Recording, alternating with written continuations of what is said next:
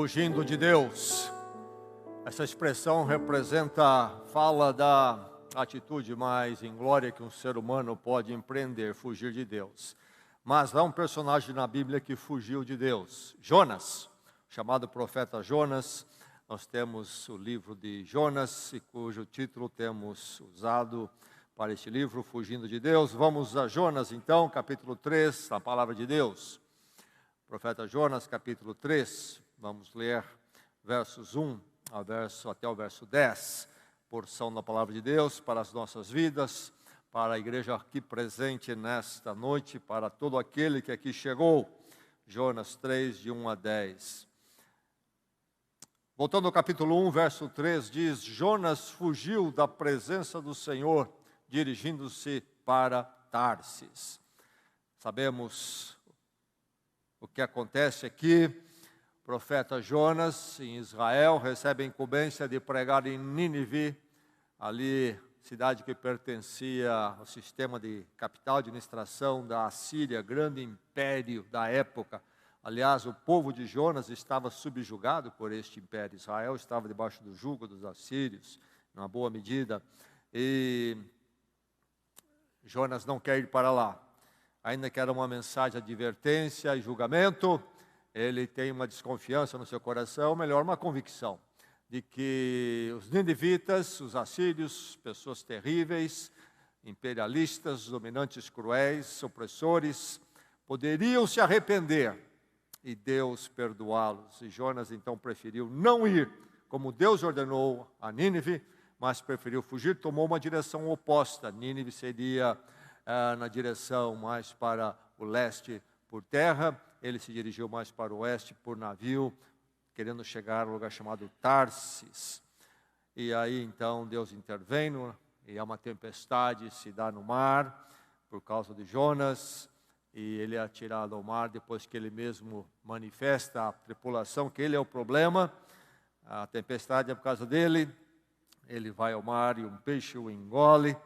Ali ele tem um encontro com Deus e ele é colocado no litoral e ele empreende a viagem até Nínive. E aqui no capítulo 3 temos a chegada dele a Nínive, cidade pagã, povo estrangeiro para ele, e Jonas então anunciando a palavra do Senhor ali. Vamos ouvir Jonas 3, de 1 a 10, palavra de Deus que vem ao nosso encontro aqui agora, neste momento. A palavra do Senhor veio a Jonas pela segunda vez com esta ordem: vá à grande cidade de Nínive, pregue contra ela a mensagem que eu lhe darei. Jonas obedeceu à palavra do Senhor e foi para Nínive. Era uma cidade muito grande, sendo necessários 3 dias para percorrê-la. Jonas entrou na cidade e a percorreu durante um dia, proclamando: daqui a 40 dias Nínive será destruída. Os ninivitas creram em Deus, proclamaram jejum, e todos eles, do maior ao menor, vestiram-se de pano de saco. Quando as notícias chegaram ao rei de Nínive, ele se levantou do trono, tirou o manto real, vestiu-se de pano de saco e sentou-se sobre cinza.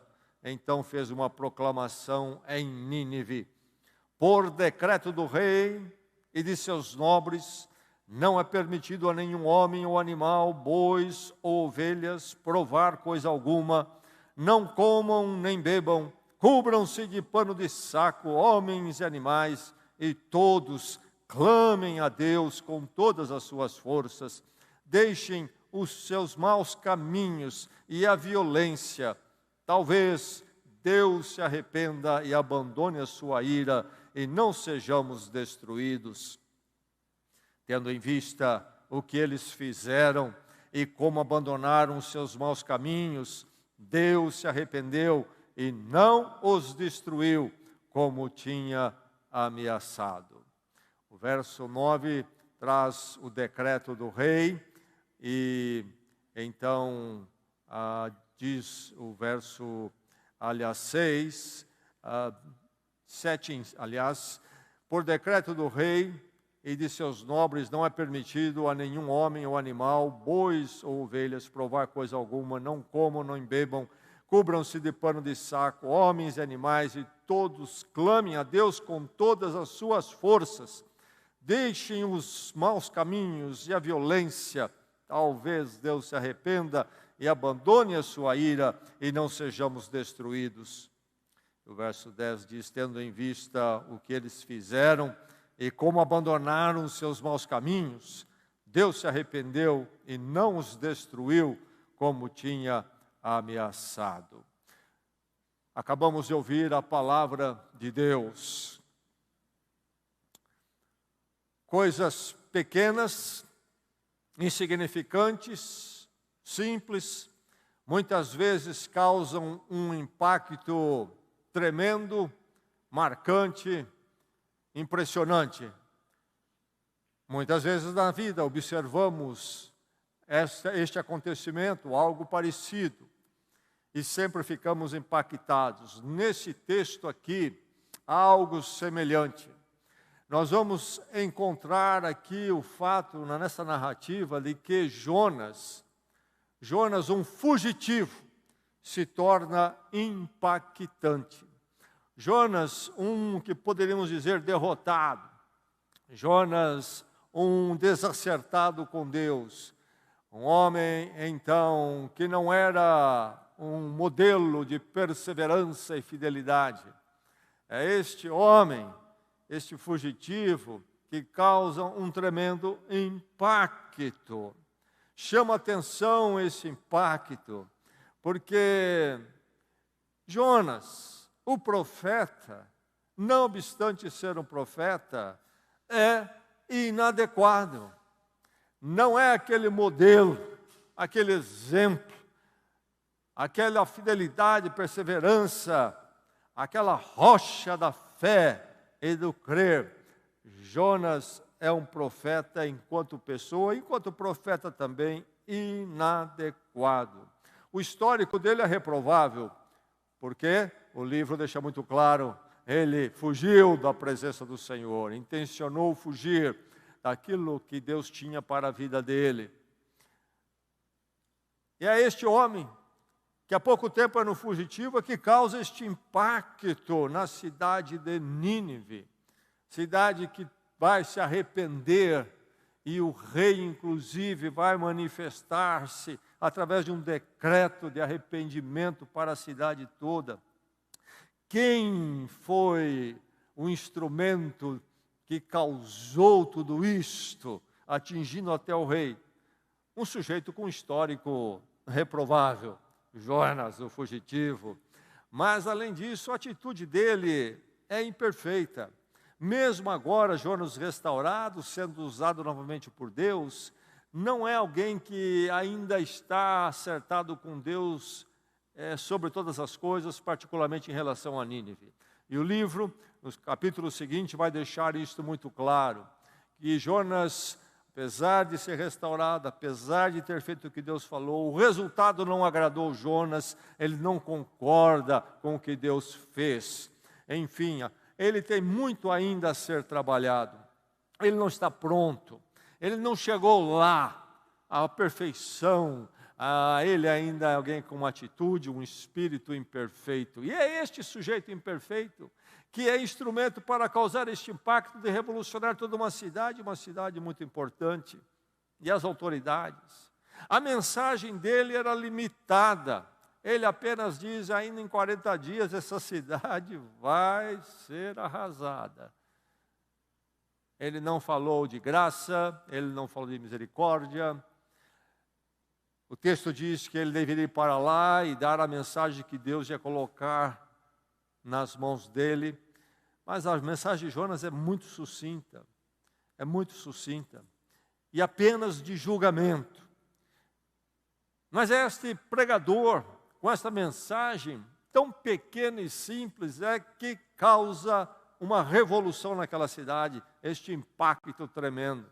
Veja só esse profeta inadequado, com esse histórico reprovável, com essa atitude imperfeita, com essa mensagem limitada, é este impactante ali naquela cidade. E mais, a tarefa era extraordinária. Não era uma cidade pequena, uma cidade grande, estranha para ele, e ele teria que então adentrar aquela cidade. O texto fala de 3 dias, e entende-se que é mais idiomático isso, não tem nada a ver realmente com distância, que seria o protocolar, o momento da chegada, depois o momento de poder então apresentar, e depois então o último dia de ouvir as respostas. Mas enfim, Jonas tinha que atingir a cidade, tinha que haver uma estratégia. Certamente ele observou como é que era o hábito da cidade, o protocolo, etc. E é uma tarefa enorme para um homem, uma tarefa extraordinária. Jonas apenas um, contra uma cidade, uma voz para alcançar uma enorme comunidade. Como ele é inadequado, não é verdade? Por isso, o impacto deste fugitivo é algo que nos impressiona. Ele se torna impactante, impactante. Deus age através dos seus servos, apesar de inadequados. Lembre-se dessa verdade para a sua vida. Não deixe o inimigo tolher a sua iniciativa de servir a Deus, porque você se vê pequeno, se vê ainda imperfeito, se vê ainda incapaz, e daí por diante. É conversa maligna. Não olhe para você, não olhe para aquilo que você deveria ser e talvez virá a ser, esperamos que venha a ser. Não. Não olhe para você mesmo. Deus age através de servos inadequados. Nós encontramos isso na palavra de Deus toda. Deus usando homens e mulheres como eu e você. Não pessoas do outro mundo, pessoas de uma outra realidade, mas pessoas ainda incompletas nas mãos de Deus, sendo trabalhadas por Deus. Então, a grande verdade aqui é que isso nos dá uma liberdade diante do Senhor, e que eu e você, apesar de quem nós somos, apesar de onde estamos ainda, Deus pode nos usar, Deus usa, podemos fazer a diferença nas mãos dEle, e Deus faz a sua obra através da sua igreja imperfeita, através dos crentes imperfeitos. Esse fugitivo é impactante, apesar de ser um profeta inadequado. Mas como que ele pode ser impactante desta forma? Como? A questão é a palavra transformadora. Esta palavra que transforma. Não é um impacto causado pela palavra, pela habilidade de Jonas ou inadequado. Não, é ele sendo apenas um porta-voz daquela palavra que é poderosa e que pode fazer transformações em qualquer coração, em qualquer lugar que Deus assim desejar. Jonas vem com a sua mensagem simples, de uma frase só. Ele, com a mensagem simples, é um profeta inadequado, mas o resultado é extraordinário, porque a cidade toda se volta para o Senhor. Então, um dos aspectos deste livro marcante é esta obra que Deus quer fazer, que Ele intenciona fazer, e quando Ele intenciona, Ele faz, e pode fazer até o impossível para fazer o que Ele quer fazer. É o que acontece aqui. Jonas vem com a sua mensagem simples, com a sua inadequação, e o resultado é extraordinário. Por quê? Porque não era baseado na mensagem de Jonas, na perfeição da mensagem dele, também não era baseado na capacidade de Jonas, no currículo de Jonas. Não, a questão toda descansava no poder da palavra de Deus que transforma. Nunca subestime a palavra do Senhor, transforma situações mais diferentes, corações mais avessos são transformados pela palavra do Senhor. Mas é bom lembrar que nós, quando servimos a Deus, nós pensamos, quando testemunhamos, quando nós falamos e vivemos a palavra, que é ali apenas que Deus atua. Lembre-se que Deus está agindo muitas vezes muito tempo antes. Aliás, há os estudiosos que argumentam que nesta época que Jonas vai a Nínive pregar, possivelmente estava no trono um rei que não era um rei muito seguro, chamado Assurdã III. Estamos falando do 8º século antes de Cristo, época de Jonas. E naquela época se entendia que havia pelo menos 4 presságios, algouros que anunciavam alguma coisa nefasta ou trágica que poderia acontecer. Quando esses agouros, esses presságios se manifestavam, algo pior estava para vir. Um deles era a invasão de território.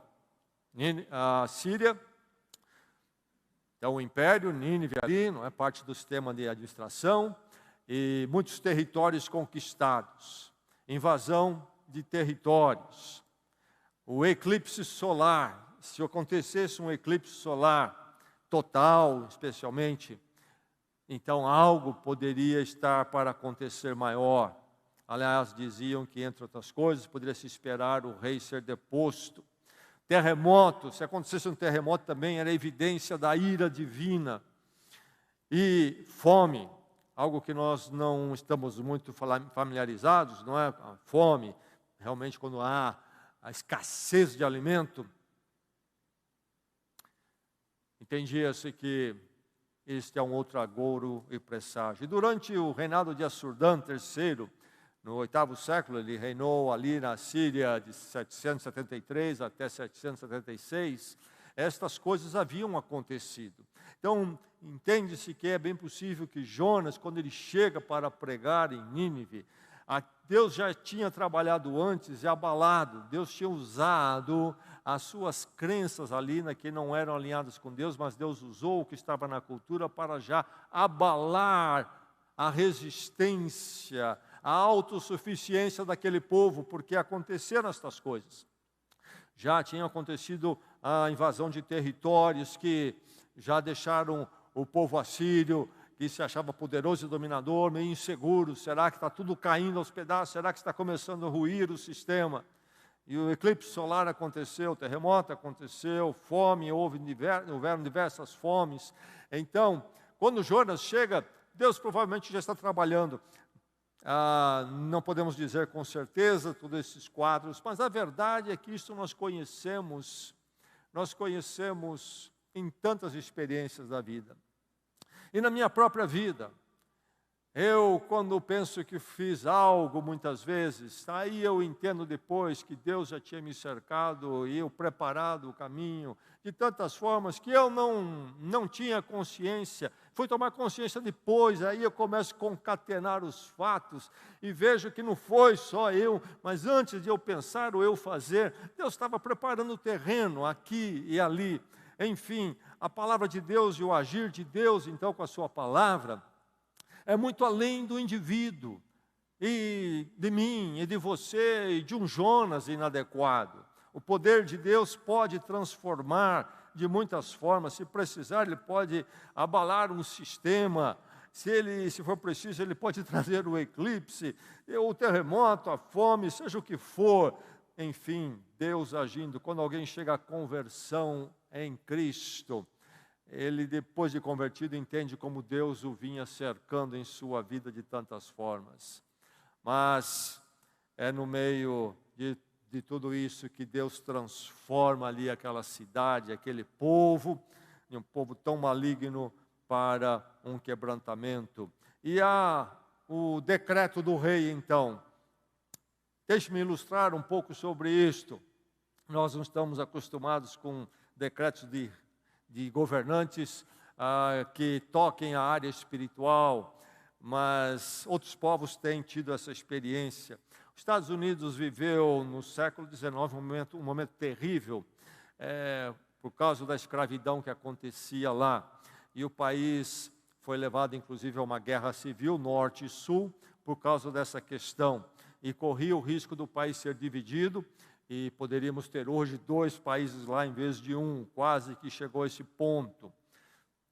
Mas o presidente, durante essa crise toda, chamava-se Abraham Lincoln. E em abril de 1863, ele proclamou a emancipação dos escravos. e sabendo do conflito e do momento difícil político aquilo tudo criava, ele proclamou um dia de oração para o povo norte-americano. Isto mesmo, o presidente fez uma proclamação oficial de dia de oração.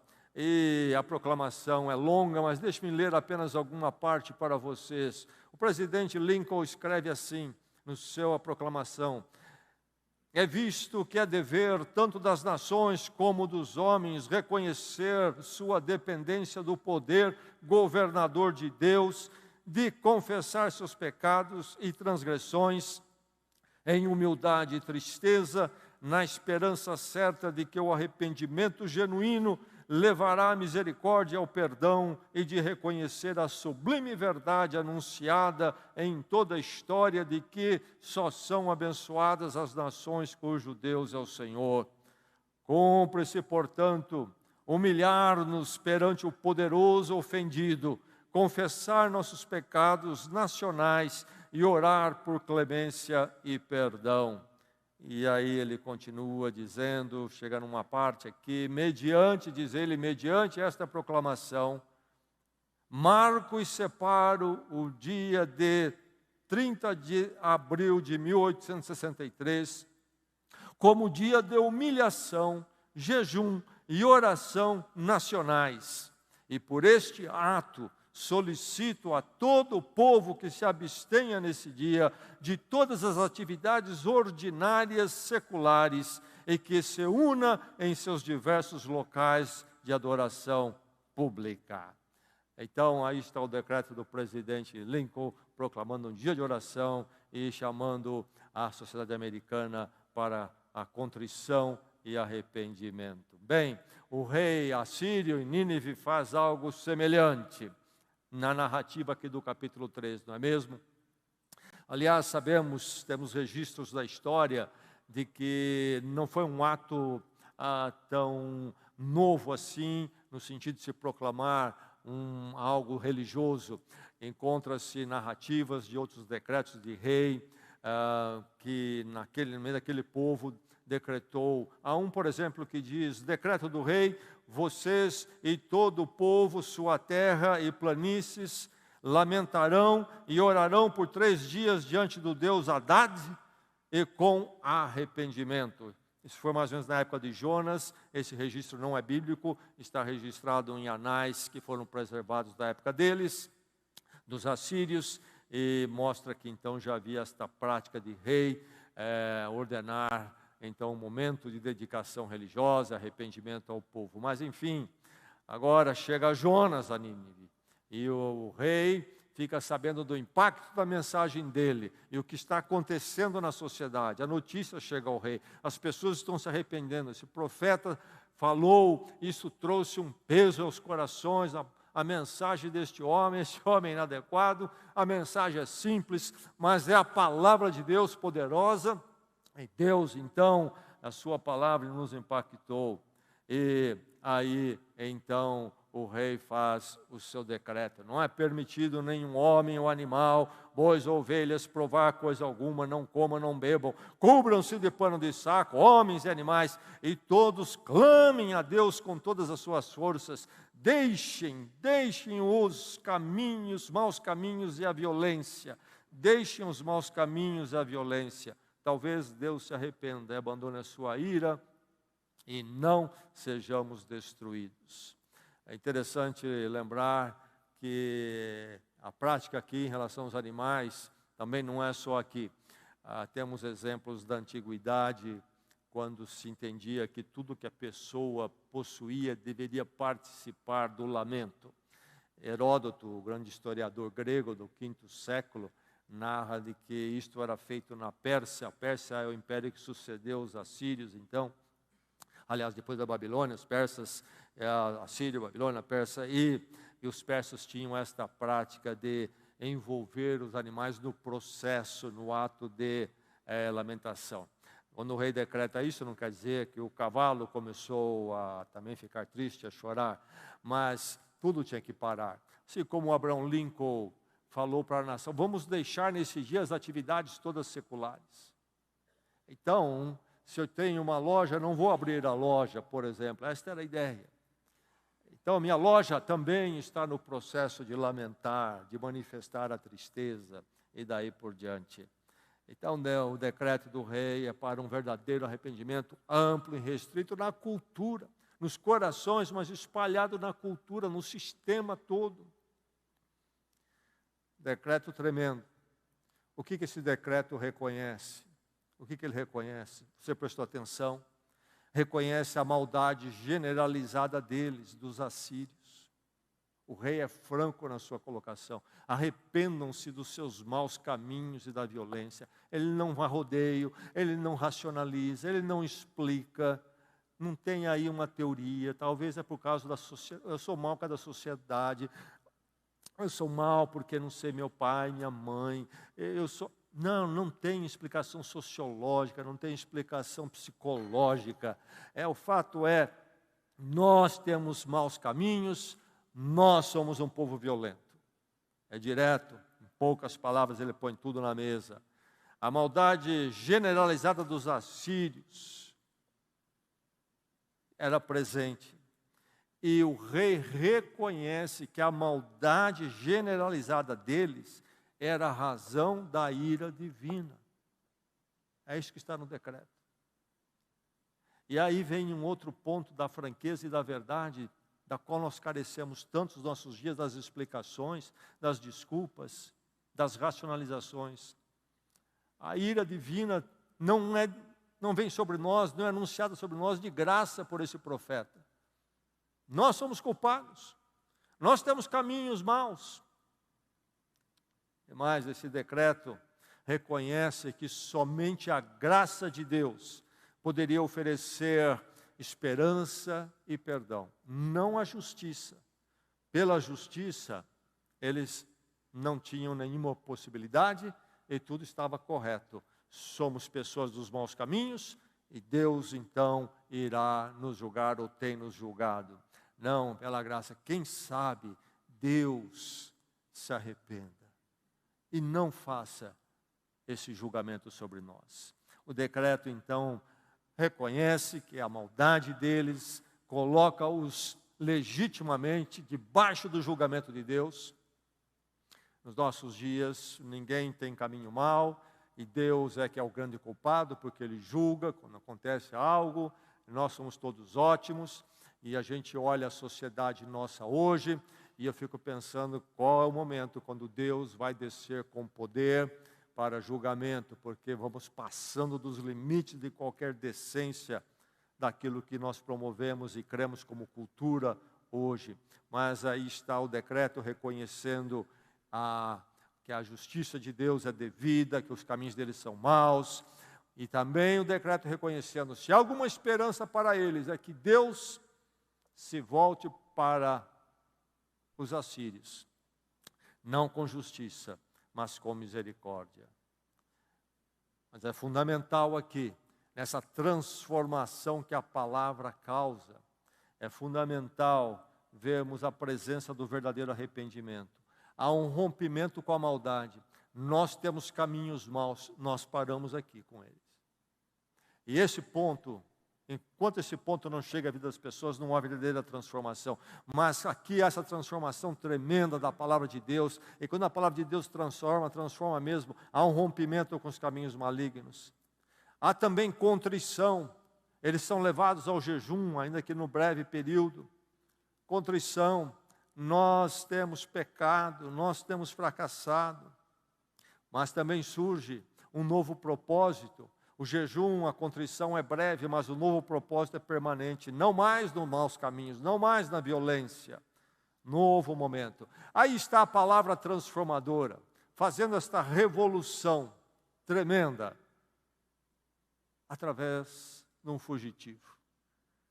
Inadequado, a mensagem limitada, um fugitivo inadequado. Um profeta inadequado.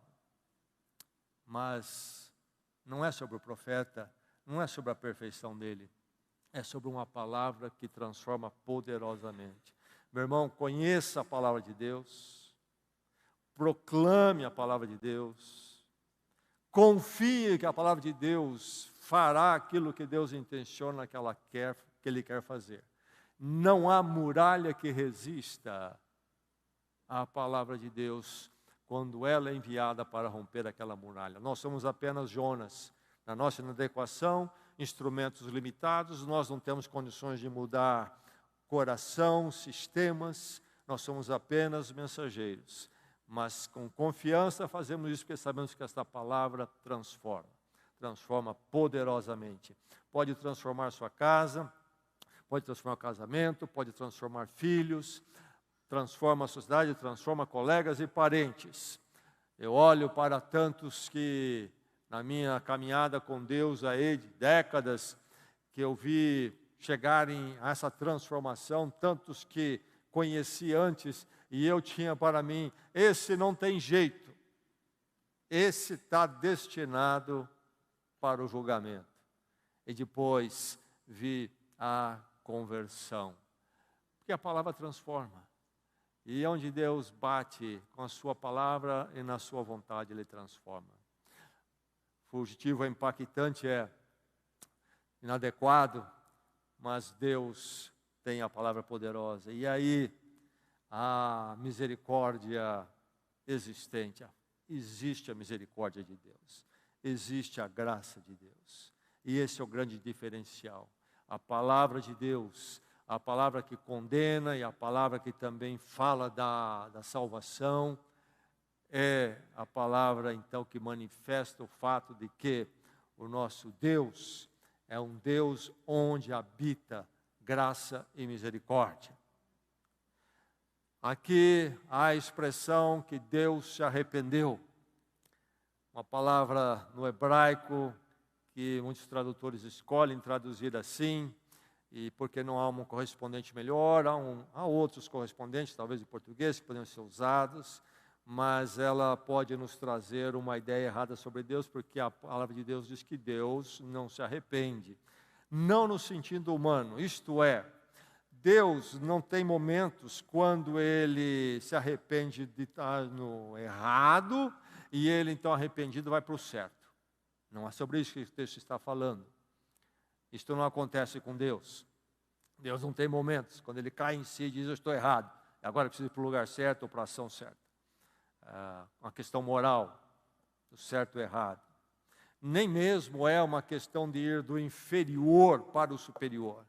Eu estava fazendo algo que não era o melhor, era o pior, e era de uma categoria abaixo que deveria ser, estava desacertado, agora eu vou fazer algo superior. Entendi, vou mudar. Agora Deus entendeu, então Ele vai fazer algo superior, vai se acertar. Não é isso também, não arrepender nesses sentidos.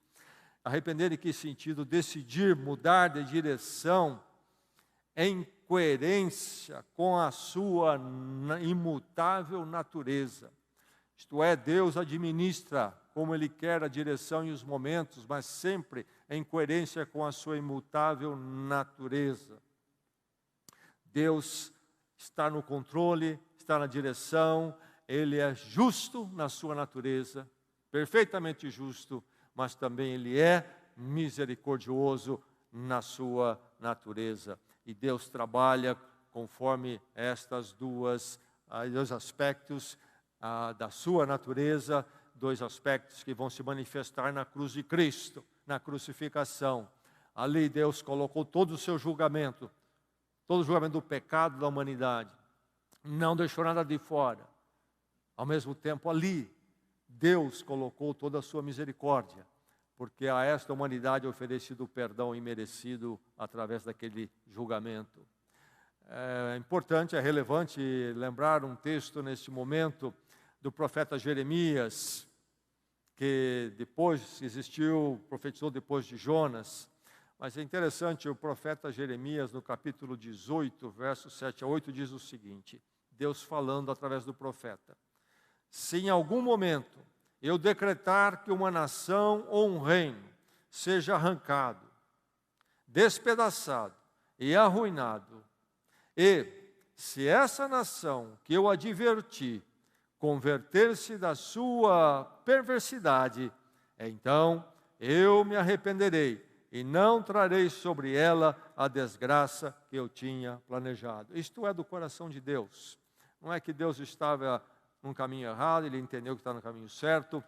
Não é que ele estava fazendo algo de inferior, agora ele entendeu que tem uma forma superior de fazer. É da natureza dele. E ele mesmo já abre o jogo aqui em Jeremias com relação a esta forma dele conduzir as coisas. Mas o fato que nos importa aqui é que este arrependeu-se nos fala da misericórdia presente em Deus, que não está em outros deuses, em outros lugares. Nós conhecemos a misericórdia em Deus, ela habita lá, ela está guardada lá, ela não sai da natureza de Deus. Por isso, o fugitivo é impactante, porque apesar de ele ser inadequado, a obra não é sobre ele, é sobre a palavra transformadora de Deus, que age para expressar, trazer a misericórdia de Deus. Deus justo, Deus perfeitamente justo, mas também cheio, pleno de misericórdia. Esse é o Deus revelado nas Escrituras, particularmente em Cristo Jesus. É o Deus que julga, Deus que não tolera o mal, mas perdoa todo contrito. Perdoa todo contrito. As duas coisas sempre em nosso Deus. Deus da justiça, o Deus da misericórdia. Louvado seja Deus por quem Ele é, porque isso permite a mim e a você estar aqui nesta noite e podermos em Cristo declararmos que somos dele para sempre. Porque nós conhecemos a justiça de Deus. Conhecemos ela de forma plena, visível, na expressão transparente no Cristo crucificado. Mas também conhecemos a misericórdia de Deus quando ali contrito clamamos por ela. Fugitivo impactante, meu irmão. Lembre-se que a questão não é sobre suas virtudes. Você é apenas um servo de Deus, há muito que Deus tem que fazer em você. Mas onde você está, você pode ser o impacto. E a palavra que você carrega é transformadora e poderosa. E lembre-se que Deus é misericordioso, Ele haverá de receber todo aquele que arrependido se volta para Ele. Mesmo com a insuficiência de seus servos, Deus transforma, através da sua palavra poderosa, concedendo misericórdia em Cristo a todo arrependido. Louvado seja Deus por essa verdade. Vamos orar.